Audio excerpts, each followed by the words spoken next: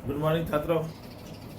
आज हम 10वीं क्लास के अंदर बहुपद एक एक्सरसाइज है उसको अपन पढ़ेंगे। बहुपद एक्सरसाइज नंबर 3 आरबीएससी में बोर्ड एग्जाम के अंदर 3 नंबर का क्वेश्चन आता है।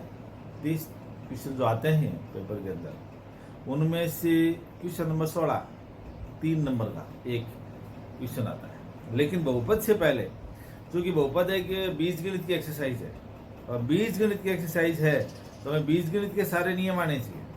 उसके बगैर अपन बहुपद यानी पॉलिनोमियल्स को नहीं समझ पाएंगे। तो बीजगणित के नियम कौन से हैं? वो जो तुम 6ठी 7वीं 8वीं 9वीं में पढ़े हैं आप लोगों ने, वो नियम तुमने पढ़े तो हैं लेकिन उनको तुमने घर जाके सीखा नहीं, इसलिए तुम बहुत सारे छात्र 80% छात्र इनको सीखते नहीं। ठीक है ना? तो अपन शुरू से शुरू करते हैं थोड़ा थोड़ा, ताकि आप लोग जो है 1-2 पीरियड में इसको सीख जाएं, फिर अपन पॉलिनोमियल्स को शुरू कर देंगे।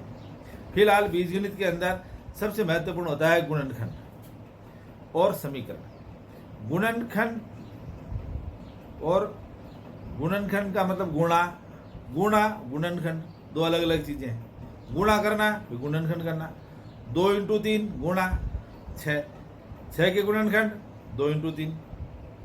तो इस तरह से अपन जो है गुणा और गुणनखंड के साथ में भाग भी जुड़ा हुआ है। तो भाग कैसे करते हैं छात्रों? गुणा का जैसे आपके सामने आता है, आप कहते हो साहब हमें गुणा आता है। जैसे आपको पूछते हैं भाग, आप कहते हो भाग आता है। अरे कहाँ आता है भाग, आपको कहाँ गुणा आता है? आप ध्यान से देखें, यहाँ पर ये जो लिखा हुआ है आपको केवल ये अंकों का गुणा और भाग ये आता है, मात्र अंकों का गुणा और भाग ये, इसके अलावा आपको कुछ नहीं आता। क्योंकि आप घर जाके तो स्टडी करते नहीं हो, सेल्फ स्टडी नहीं होती तो आप भूल जाते हो तो इसके आगे की बातें फिर कैसे सीखोगे? इसके अलावा भी ये देखो, चिन्हों का गुणा भाग, बीजों का गुणा भाग और अंकों का गुणा भाग, ये तीनों मिलकर के कंप्लीट गुणा भाग होते हैं। आप केवल 4 × 5 = 20 जानते हैं। अब 4 का चिन्ह क्या है, 5 का चिन्ह क्या है, ये किसी को मतलब नहीं आप लोगों को।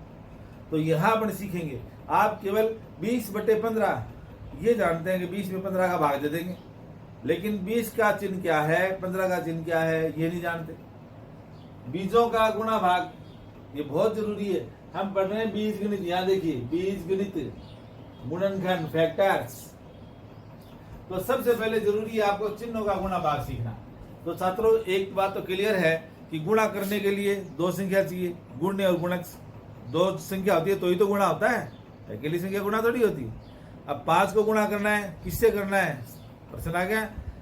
5 को मान लो 4 से करना है तो 5 × 4 = 20। तो 5 और 4 के चिन्ह अलग अलग हो सकते हैं। भाग देना है, 5 में 4 का देना है। 2 संख्या आ गई, एक ऊपर जो भाज्य है, एक नीचे जो भाजक है। 2 संख्या आ गई, दोनों का चिन्ह महत्व रखता है। इसलिए बीजों का और अंकों का गुणा भाग करने से पहले उनका चिन्हों का करना जरूरी है। इसके लिए क्लियर मैंने लिखा है, बिल्कुल ये देखिए, समान चिन्हों को गुणा व भाग करने पर प्लस आता है और विपरीत चिन्हों को गुणा और भाग करने पर माइनस आता है। क्लियर? मतलब ये है कि समान चिन्ह, यानी ये समान चिन्ह है, इनको आप गुणा कर रहे हो तो प्लस आ रहा है।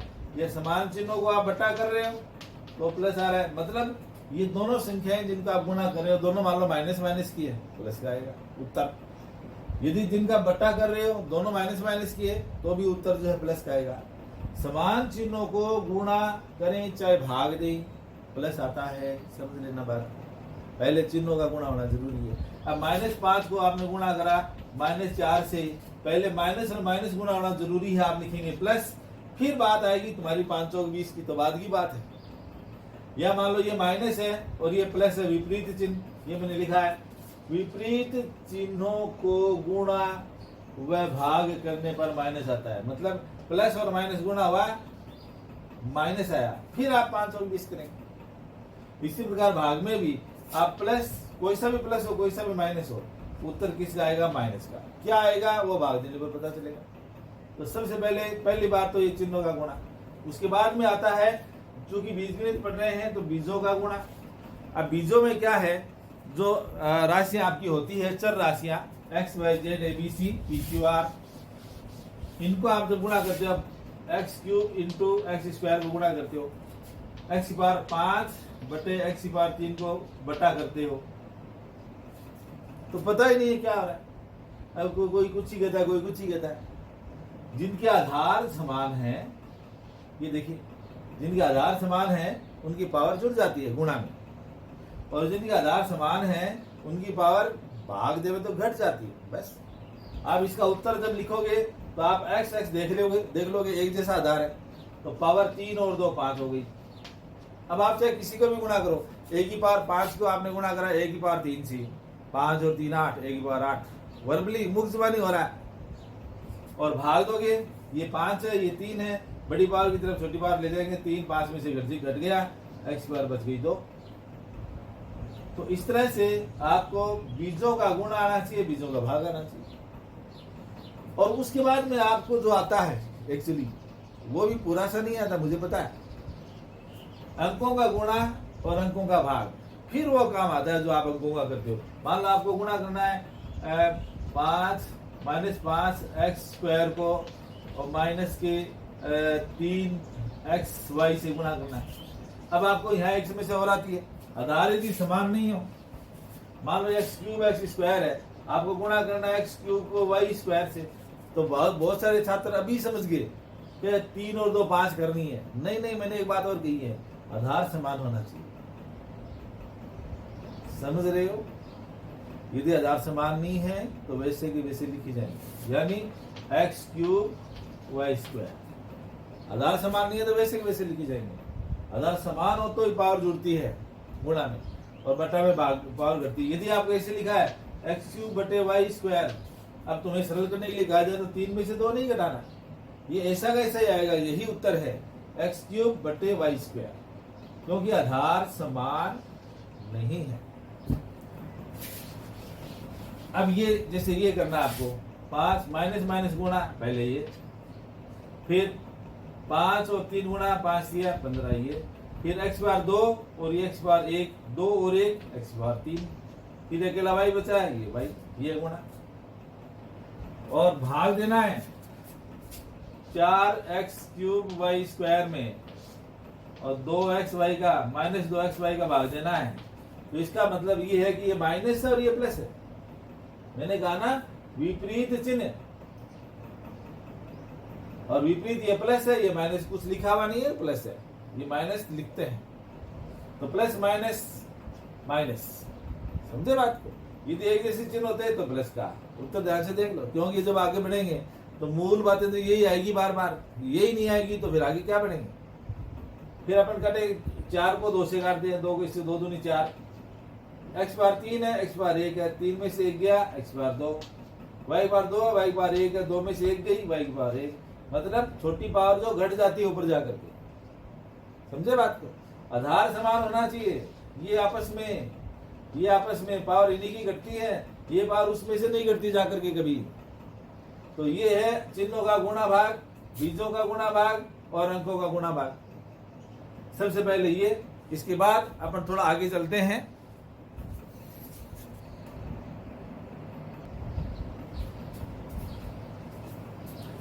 अब देखिए, गुणनखंड में सबसे पहले कॉमन लेना होता है।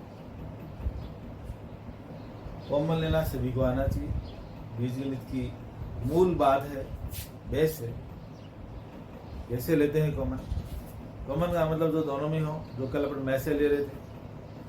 ये पहला क्वेश्चन 7x + 14y दिख रहा है, दोनों में 7 का भाग जाता है।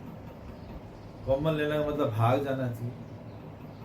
जो संख्या कॉमन लेते हैं उसका सभी पदों में भाग देते हैं। मैं डिटेल में लिख के बताऊं, 7x + 14y, तो 7 कॉमन आएगा तो 7x में भी 7 का देंगे और 14y में भी 7 का देंगे। इसका अर्थ ये होता है 7 से 7 करते हैं और ये x बचता है, और 7 दूनी 14, ये 2y बचते हैं। ये 7वीं क्लास की बात बता रहा हूँ, आपको सीधा करना है। आपको 7 सीधा कॉमन लेना है। यहाँ 7 कॉमन लिया और 7 का भाग इसमें दिया x, 7 एकम 7 और 7 दूनी 14, आपको सीधा करना है। ये तो मैं बता रहा हूँ, समझे बात को? ध्यान से देखिए कॉमन कैसे लेते हैं। ये संख्या देखिए, दिख रही है सबको? एक्स स्क्वायर वाई है minus x y square, x दोनों में है, छोटी पावर एक्स है, एक्स का भाग जाएगा, वाई है वाई स्क्वायर है, छोटा वाई है, वाई का भाग जाएगा। तो आप यहाँ कॉमन लोगे एक्स वाई, क्योंकि दोनों में एक्स वाई, और छोटी पावर छोटी संख्या उसी का तो भाग जाता है। अब यहाँ 7 और 14 है, तुमने 14 तो कॉमन नहीं लिया, 14 का उसमें जाता है क्या? तो आप एक्स स्क्वायर कॉमन लोगी यदि, तो एक्स स्क्वायर इसमें थोड़ी जाता है, एक्स तो दोनों में है, वाई भी दोनों में है, सब में होना भी चाहिए, छोटी पावर होनी चाहिए, याद रखो। एक्स वाई है, इसमें से एक्स, एक एक्स कट गया, एक वाई पूरा कट गया, बच गया एक्स।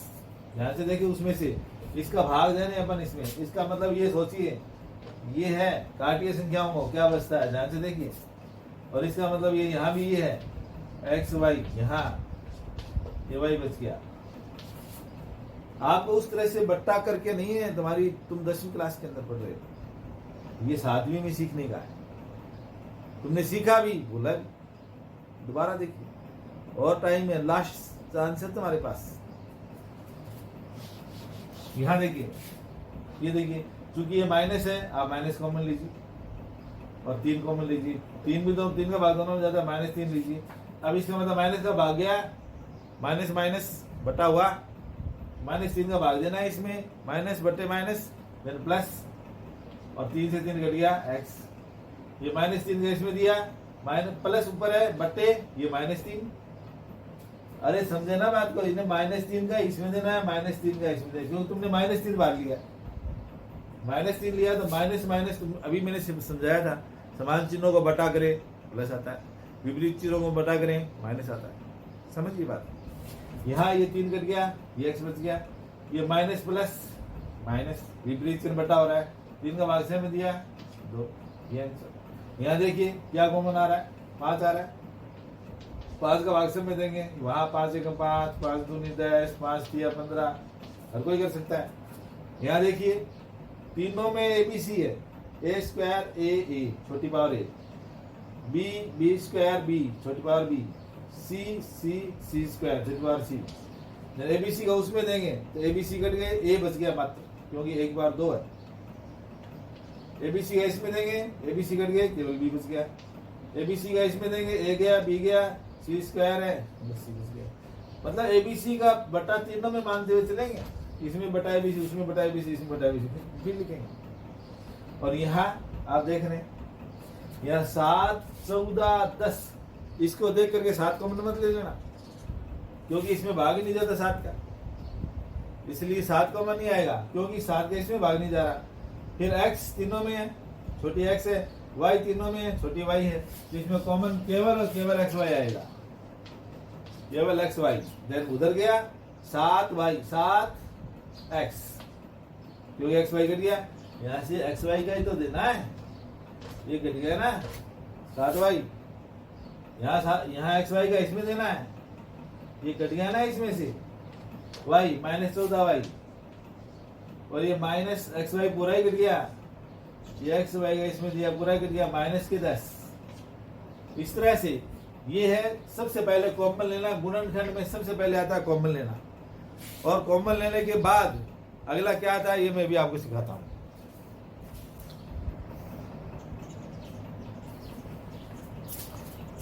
आइए दूसरा गुणनखंड सीखते हैं। दूसरे गुणनखंड में क्या है, द्विपदीय गुणनखंड, मतलब 2 पद है गुणनखंड के, और दोनों पद कैसे हैं, ऐसे। इसकी शक्ल ध्यान से देखिए, ये दोनों ऊपर स्क्वायर है, बीच में माइनस का निशान है, ध्यान से देख लेना। इसीलिए ये दोनों स्क्वायर है, माइनस का निशान है, इसीलिए मैंने ये स्क्वायर संख्याएं लिखी है, 1 1 में 1, इधर देखना, 2 दूनी 4, 3 तिया 9, 4 चौक 16, समझे बात। 9 में 81 सारी वर्ग संख्या, किसी संख्या को उसी संख्या से गुणा करने पर स्क्वायर आता है। ये स्क्वायर बनाई है मैंने, ये बीजों में स्क्वायर है, एक्स स्क्वायर, ये x बार 4, ये भी स्क्वायर है, पावर 2 हो जाएगी, ये x बार 6, ये भी स्क्वायर है, ये बीजों में स्क्वायर है। तो आप ये इस तरह का कोई भी प्रश्न खुद बना सकते हैं। उत्तर ये है, बताइए इनके बीच में निशान किसका है, गुणा का, इसलिए ये गुणनखंड हो गए उसके। अब ये भी कई छात्र नहीं समझ रहे, कभी समझते नहीं, मैं समझाता हूं। ये क्या है, मैंने क्या लिखा है, ये मैंने 10। अब 10 के गुणनखंड क्या होते हैं बताओ, 2 × 5, तो ये हो गया 2 इंटू 5। अब बताओ ये गुणनखंड हुआ कि नहीं हुआ? इनके बीच में निशान किसका है? और जब दो ब्रैकेट एक साथ लगते हैं तो इसके बीच में निशान यदि कुछ नहीं होता है तो हम किसको मानते हैं? गुणा। तो इसलिए ये गुणा है, इसलिए इसके गुणनखंड ये है। ये 10 है, इसके गुणनखंड ये है, क्योंकि बीच में गुणा का निशान। यहाँ प्लस का निशान होता तो गुणनखंड नहीं होता, समझे? 5 और 2 7 होते, लेकिन गुणनखंड मतलब गुणा का निशान। दो एक जैसे ये लिखे हुए हैं ब्रैकेट, इसका मतलब बीच में निशान गुणा का है, ये गुणनखंड। अब इस गुणनखंड को हम करते हैं, हम कैसे करेंगे? हम इनमें से कोई दो संख्या आप भी कर सकते हैं। आप लोग अपना होमवर्क में 10-10 क्वेश्चन खुद बनाएंगे और खुद करेंगे। आप किन्हीं दो संख्याओं में लीजिए। मैंने लिया 25 और लिया मान लो मैंने 36, दोनों वर्ग हैं, निशान किसका लगाना है? माइनस का। अब एक के लगा दो x स्क्वायर, एक के लगा दो y स्क्वायर, या a स्क्वायर b स्क्वायर, या l स्क्वायर m स्क्वायर, कुछ भी लगा दो, कोई दिक्कत नहीं, स्क्वायर लगा दो। अब ये 25x स्क्वायर है, आप एक ब्रैकेट में लिखेंगे ऐसे, ये 5x का स्क्वायर हो गया ब्रैकेट में बाकायदा। ऐसे यदि आप सीधा लिखते हो ना, इस ऐसे लिख दिया, इसका मतलब x स्क्वायर का x का माना जाता है स्क्वायर, 5 का नहीं माना जाता। आप 25 को लिख रहे हैं तो 5 का भी स्क्वायर है, इसलिए दोनों के ब्रैकेट लगा करके। और यहाँ 36 6 का, ये y स्क्वायर y का। अब इस तरह से सबसे पहले आप इस फॉर्म में बनाएंगे। आप देखो बन गया, ये देखिए, आपको पता है माइनस की जगह माइनस, स्क्वायर की जगह स्क्वायर, इस स्क्वायर की जगह स्क्वायर, तो a की जगह 5x और b की जगह 6y। तो a का और b का मान आ गया। अब यहाँ a और b का मान लिखेंगे 5x plus 6y, 5x minus 6y, उत्तर आ गया। समझे बात? 5x plus 6y, 5x minus 6y। गाली क्या तारीख, कोई समस्या नहीं है। आप इसमें से चार दो संख्या ले सकते हो और उसको कर सकते हो। जैसे आपने लिया मान लो 81 लिया, और यहाँ मान लो आपने 1 ले लिया, तो ये 81 एक भी स्क्वायर है, 81 भी स्क्वायर है। अब 81 को आपने मान लो लिख दिया a स्क्वायर, 1 को आपने लिख दिया मान लो 1b स्क्वायर। 1b स्क्वायर लिखना बुरा लगता है, क्यों लगता है? क्योंकि 1b स्क्वायर लिखा हुआ तो 1 ही माना जाता है। तो ये आप देखिए 9a का है, तो आप बाकायदा 9a लिख करके इस तरह से स्क्वायर लिखेंगे, फिर माइनस, फिर b का भी स्क्वायर लिखेंगे। फिर आप देख रहे हैं ab का मान, ये इसमें मान रखेंगे, एक बार प्लस में 9a प्लस b, एक बार माइनस में 9a माइनस b। ये देखिए गुणनखंड। आप उनमें से कोई भी 10-15 क्वेश्चन अलग अलग बना के कर सकते हैं, लेकिन एक बात का ध्यान रखना, कॉमन लेना पहला गुणनखंड है, सेकंड है ये। सबसे पहले कॉमन, यदि 2 पदों में 3 पदों में कुछ कॉमन आता है तो गुणनखंड करने से पहले सबसे पहला गुणनखंड कॉमन लेना होता है, कॉमन लेना ही चाहिए। जैसे मान लीजिए तुम लोगों ने लिखा 16 और यहाँ लिखा मान लो कि 64 ये 4 का है, 4 चौक 16 है, ये 8 का है, 8 और 64। अब ये x स्क्वायर लिख दिया, ये y स्क्वायर लिख दिया। अब तुम इसको 4x का लिख दोगे, इसको 8y का लिख दोगे, ऐसे। इसमें पहले कॉमन आता है दोनों के अंदर, आप पहले कॉमन लोगे 8 या 16 ही कॉमन आ रहा है, 16 एकदम 16 चौक 64, 16 बाहर आएगा, 16 आंसर में आ चुका है। और आप इस ब्रैकेट में लिखोगे इसको x का स्क्वायर, ये 2y का स्क्वायर, फिर आप 16 एक बार प्लस में लिखोगे x plus 2y, x minus 2y। यदि कॉमन आता तो पहले कॉमन, ये नहीं है कि पहले अपन सीधा कर देंगे, ऐसा नहीं, पहले कॉमन। समझ आ रही है बात? आप और भी देख सकते हैं इस तरह का कोई भी, जैसे मान लो ये 100 लिखा हुआ है, 100x स्क्वायर ले लिया आपने, 144 लिखा है, 144 y स्क्वायर ले लिया, ये ले लिया माना। अब इन दोनों के अंदर 4 का भाग जाता है, 4 3 12, 4 3 24, 4 25, तो 4 आपको कॉमन लेना ही पड़ेगा। लोगे तो 100 में 4 का भाग आ जाएगा तो 25 आ जाएगा। और 144 में 4 का दिया, 4 3 12, 2 बच गए 24, 4 3 24। अब ये दोनों नहीं कॉमन आ रहा कुछ भी, तो ये 5x का है, ये 6y का है। आप लिख सकते हैं 4 को, इसको ब्रैकेट में लिखना है पहले, ये 5x प्लस 6y, ये 5x माइनस 6y। कॉमन आता है तो कॉमन लेना ही पड़ेगा, और ये भी आवश्यक नहीं है कि हमेशा ऐसा ही हो। जैसे मान लो आपके पास एक संख्या लिखी हुई है, जैसे 4x² माइनस 25y² लिखा हुआ है, और इसको मान लो 3 से गुणा कर दिया, तो ये प्रश्न बन गया 3 चौक 12 और 25 की 75। अब ये तो प्रश्न तुमने बनाया, अब ये प्रश्न है, इसको सरल करो। अब दिखने में तो ये ऐसा लगता है, लेकिन न तो ये स्क्वायर नजर आ रही है, न ये नजर आ रही है। लेकिन गुणनखंड का नियम है, सबसे पहले यदि कॉमन आता है तो कॉमन लेना चाहिए। तो 12 और 75 में कॉमन आता है 3, आप 3 को कॉमन लेंगे तो यह 3 चौक 12, यहाँ 25 की 75, ये दोनों स्क्वायर है, ये 2x का, ये 5y का है। आप लिखेंगे 2x plus 5y and 2x minus 5y। इस तरह के गुणनखंड है। आप इसमें 10 खुद बनाएंगे, 10 गुणनखंड खुद बनाएंगे और खुद जो है उनके उत्तर सरल करेंगे अपने हिसाब से। 10 15 जितनी प्रैक्टिस कर सकते हैं वो उतनी। नेक्स्ट आपको बताता हूं,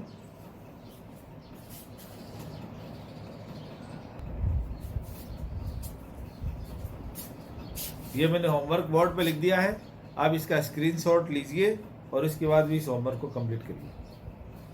और 10 क्वेश्चन वो जो मैंने बताए थे उन्हीं पर आप खुद बड़ा करके करिए।